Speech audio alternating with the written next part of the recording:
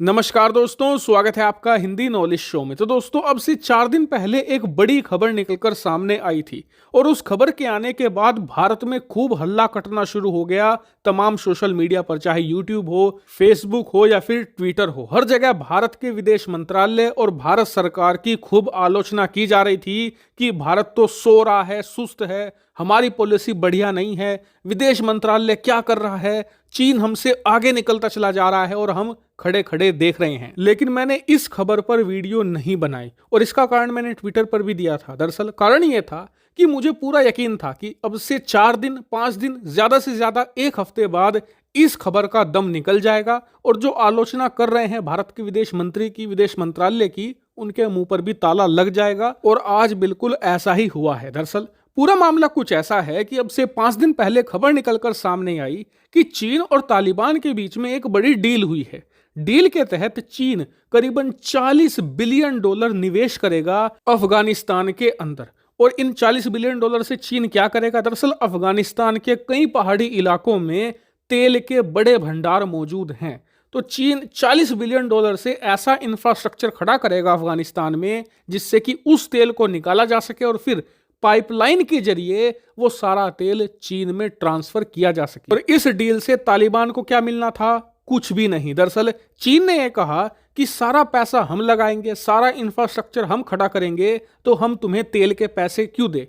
उल्टा तुम हमारी सुरक्षा करो। अफगानिस्तान में जो हमारे वर्कर होंगे, जो हमारे इंजीनियर होंगे, जो काम करेंगे, तुम उन्हें सुरक्षा दो। उसके बदले में जो भी तेल हम यहां से निकालेंगे उसका 15% कमीशन हम तुम्हें देंगे। मतलब अगर $100 का तेल निकाला तो उसमें से $15 ही मिलने वाले थे तालिबान को। यानी कि एक तरीके से चीन को फ्री का तेल मिलने जा रहा था। हालांकि आप कहोगे कि तालिबान ऐसी डील क्यों करेगा चीन के साथ जिसमें उसका फायदा ना हो? तो इसका कारण है, दरअसल तालिबान के पास इस समय कोई चॉइस नहीं है। दुनिया का कोई भी देश तालिबान सरकार को एक्सेप्ट करने को तैयार नहीं है, रिकॉग्नाइज नहीं कर रहा तालिबान को, और ना ही अफगानिस्तान में निवेश करने को तैयार है।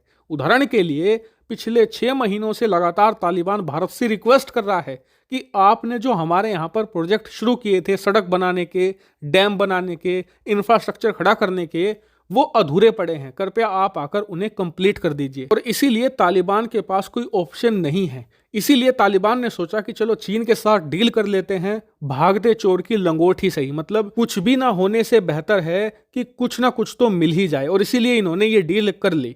लेकिन इस डील के होते ही भारत में खूब हल्ला मच गया कि अफगानिस्तान का फ्री का तेल चीन लूट रहा है, चीन के मजे आ गए, अब चीन का दबदबा कायम हो जाएगा अफगानिस्तान में और वो भारत को पीछे छोड़ देगा। चीन की एक बड़ी जियोपॉलिटिकल जीत है। लेकिन मुझे पता था कि ये खबर ज्यादा से ज्यादा 4-5 दिन ही टिकेगी, मैक्सिमम एक हफ्ता। और बिल्कुल ऐसा ही हुआ है। दरअसल IS यानी कि इस्लामिक स्टेट आतंकी संगठन ने तालिबान की सरकार और चीन को सीधी चुनौती दी है कि तुम्हारा जो ये ऑयल का प्रोजेक्ट है ना, ये हम किसी भी कीमत पर पूरा नहीं होने देंगे। और बात सिर्फ धमकी की नहीं है। अब से 3 दिन पहले इन्होंने एक बड़ा हमला किया है अफगानिस्तान की राजधानी काबुल में, और किसी निशाना बनाया है तालिबान के विदेश मंत्रालय को। और आपको बता दूं कि इस समय हालात ये है कि हर दूसरे तीसरे दिन तालिबान पर बड़े अटैक हो रहे हैं। जिस तरीके से पहले तालिबान अमेरिका और नाटो की फोर्सेस पर अटैक किया करता था अफगानिस्तान में, आज की तारीख में वही स्थिति हो चुकी है।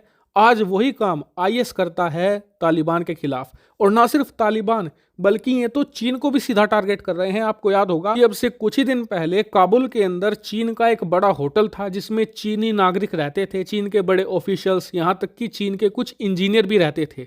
उस पर बड़ा हमला किया था IS ने, जिसमें कई चीनी नागरिकों की जान भी गई थी। इससे आप समझ सकते हैं कि तालिबान में IS का जो दबदबा है किस तेजी से बढ़ रहा है। और इसीलिए इनकी धमकी को चीन बहुत ही सीरियसली ले रहा है। और खबर निकलकर सामने आई है कि तालिबान के साथ अपनी इस डील को दोबारा फिर से रिकंसिडर कर रहा है चीन। और इस समय पूरी संभावना है कि इस डील को लंबे समय के लिए टाल दिया जाए, क्योंकि चीन के सामने सिक्योरिटी कंसर्न बहुत बड़ा है। चीन के जो इंजीनियर हैं, लोग हैं, वो अफगानिस्तान में आकर काम नहीं करना चाहते। और इस समय स्थिति ये है कि चीन का जो ये $40 बिलियन का प्रोजेक्ट है, ये एक हफ्ते बाद ही मटिया मेट होता दिख रहा है। हालांकि चीन के इस प्रोजेक्ट पर और अफगानिस्तान की इंटरनल सिक्योरिटी पर आपका क्या मानना है? कमेंट करके जरूर बताएगा। Thank you very much for watching video.